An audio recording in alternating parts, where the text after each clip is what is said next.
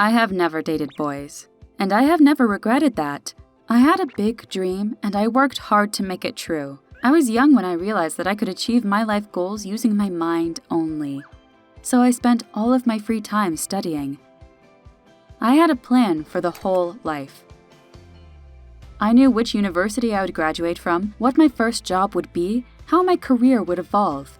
My ultimate goal was to become a lady president. Catherine was my friend.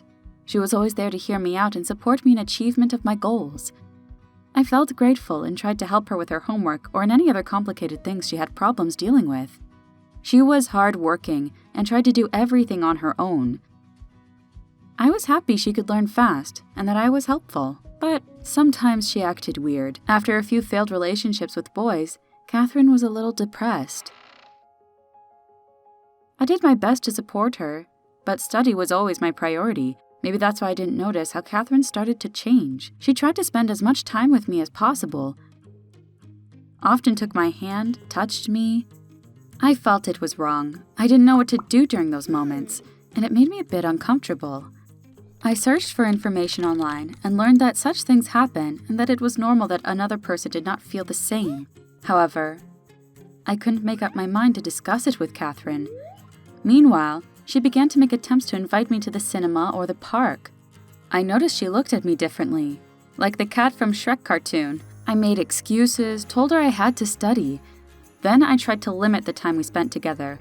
I thought that it would cool her down, and she might pay attention to boys again.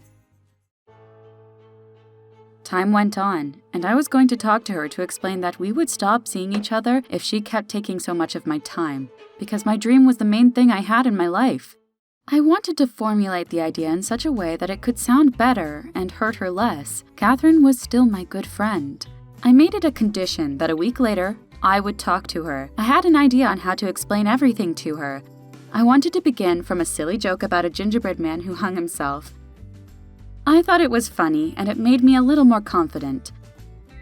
But a day before the date I was planning to talk to Catherine, I received a call from the school psychologist, Miss Nicole. I was worried a little when I knocked on the door of her room. Miss Nicole told me that the day before that Catherine visited her and told her everything about us. She said she couldn't understand what those feelings were and that it was difficult for her to resist them. Miss Nicole also told me that Catherine had an elder sister and that they were very close.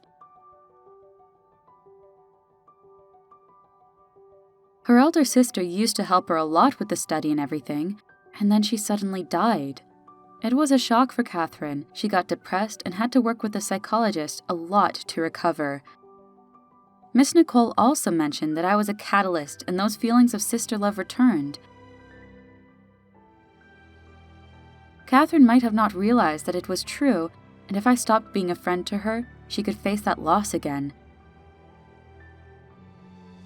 And helping her out of her new depression would be a lot more difficult.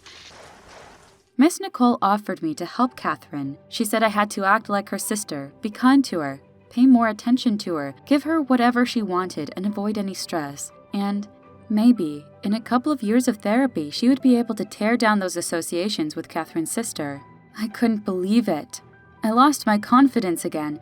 I started thinking about what could happen if I followed Miss Nicole's advice. I was confused.